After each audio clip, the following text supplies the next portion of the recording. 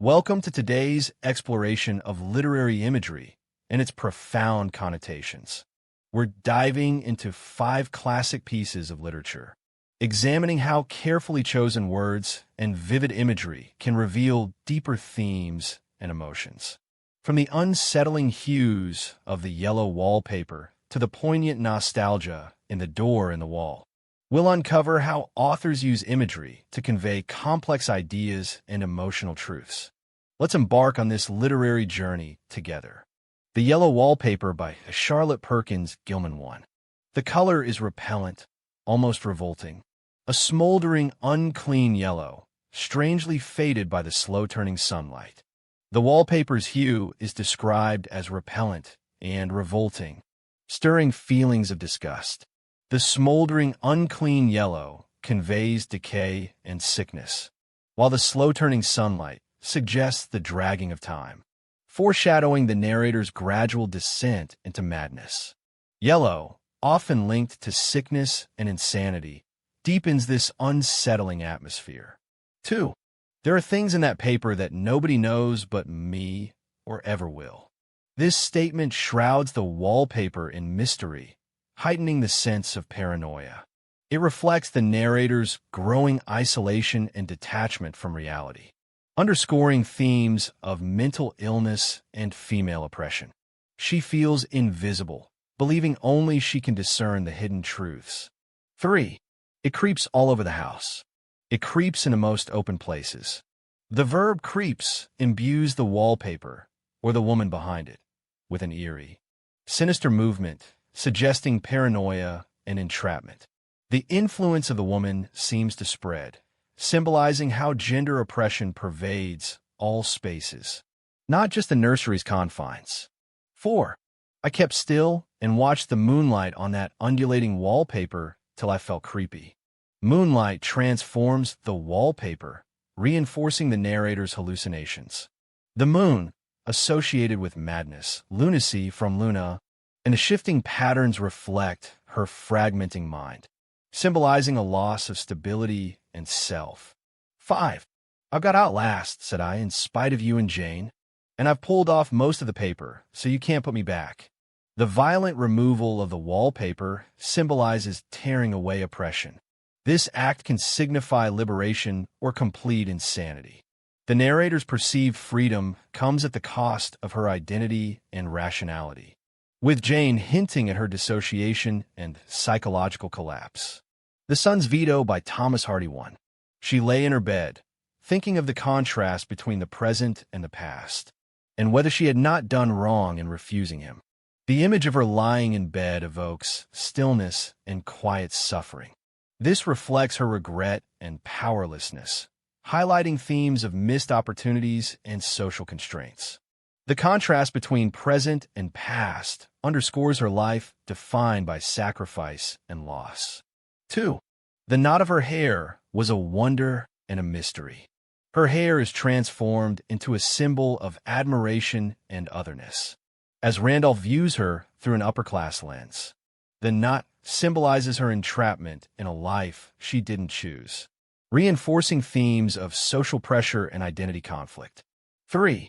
A woman of 33, who had been so gently bred as she, had no friends, only acquaintances. The distinction between friends and acquaintances paints a picture of emotional isolation. Gently bred suggests a forced refinement that distances her from her true self, highlighting class rigidity and the cost of social mobility. 4. He seemed to be as far out of reach of her solicitude as if he had been on the other side of the globe. Geographical imagery emphasizes the emotional distance between Sophie and her son. Though physically present, his lack of empathy makes him feel oceans away, underscoring class consciousness eroding family bonds. 5. A widow with nothing between her and the workhouse but the precarious aid of a child who despised her. The workhouse conjures bleakness, emphasizing Sophie's vulnerability and dependency on a son who lacks respect for her. Without his support, she faces poverty, reinforcing themes of powerlessness and class oppression. The Door in the Wall by H. G. Wells ***1. He could not remember the particular of the moment, an effect of white flowers, and a brightness beyond. White flowers and brightness suggest purity and beauty, hinting at an escape from adulthood's dullness. The vagueness reflects how memories fade, representing lost childhood wonder and opportunities. 2. A flood of memory, sweet and poignant, rushed into his mind.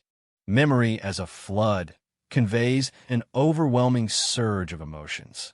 The sweet and poignant contrast highlights nostalgia's bittersweet nature, reinforcing themes of regret and longing. 3. And slowly the tranquility of the garden beyond the door came back. The garden's tranquility suggests peace, contrasting with adulthood's structured world. The garden represents a lost paradise or alternate reality, fleeting as he returns to reality. 4. I had an impulse to go straight through and leave the street and the tumult of the street forever. The contrast between the peaceful door and the tumult of the street highlights the struggle between personal desire and societal expectations. The impulse suggests yearning for the lost world, foreshadowing his eventual death. 5.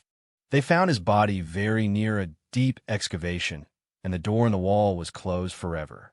The deep excavation suggests a grave or dark fate, with closed forever emphasizing lost opportunity. This ending suggests Wallace's longing led to his demise, symbolizing nostalgia, loss, and time's irreversible nature. An Englishman's Home by Evelyn Waugh 1. He sat in his chair, gazing out at the perfect symmetry of his garden. The neat little beds, the precisely trimmed hedge, and the gravel paths swept clean. The garden's perfect symmetry reflects control and domestic pride. However, the excessive neatness hints at rigidity and an illusion of security, vulnerable to disruption. 2. The sky, once a calm expanse of blue, was now streaked with sullen clouds, heavy and low. The sky's change suggests impending trouble, symbolizing political unrest or a threat to peace. Heavy and low, clouds reinforce oppression and unease. 3. The first crack of thunder rattled the window panes, a deep growl of warning. Thunder as a deep growl of warning suggests an impending crisis. The rattling window panes signify vulnerability, aligning with themes of invasion and traditional values collapse. 4. A single lamp glowed in the hallway, casting long, uncertain shadows that flickered on the walls. The dim light and long, uncertain shadows create an eerie atmosphere. Flickering shadows symbolize uncertainty, paranoia, and fear of the unknown, highlighting feelings of isolation. 5. Beyond the hedge, the land stretched out in a great, dark emptiness, vast and silent. Great, dark emptiness beyond the hedge contrasts with the orderly garden. The hedge symbolizes a boundary between civilization and the unknown, possibly representing British imperial power's decline. The Prison by Bernard Malamud 1. Tommy cast a glance around the candy store, a small, dark hole in the wall. The store as a small, dark hole emphasizes its oppressive nature, making it feel like a prison. Darkness suggests stagnation and entrapment, reflecting Tommy's dissatisfaction. 2. The neon sign in the window buzzed and flickered, throwing jagged shadows on the floor. The erratic neon light creates an unsettling visual. Buzzed and flickered suggests imperfection and decay, with jagged shadows symbolizing Tommy's inner turmoil. 3. The streets outside were noisy, full of running kids and yelling peddlers. But inside the store, everything felt still and airless. The lively street contrasts with a silent store, highlighting a divide between two worlds. The bustling street represents life and possibility, while the store symbolizes stagnation. 4. The girl's small fingers dipped into the candy jar, like a bird's beak pecking at crumbs. Her fingers likened to a bird emphasize innocence and hunger. The bird-like imagery suggests fragility, mirroring Tommy's own trapped situation. 5. He saw himself, reflected in the glass counter, looking tired and older than his years. The reflection serves as a moment of self-realization. The glass symbolizes self-awareness and entrapment, with his tired appearance suggesting worn-away dreams. In these works, imagery isn't just a tool for description, but a means to delve into deeper themes of identity, nostalgia, and societal expectations. Through vivid language, these authors invite readers to explore complex emotions and ideas, making each story resonate with timeless truths. Thank you for joining us on this journey through literary landscapes rich with meaning and insight.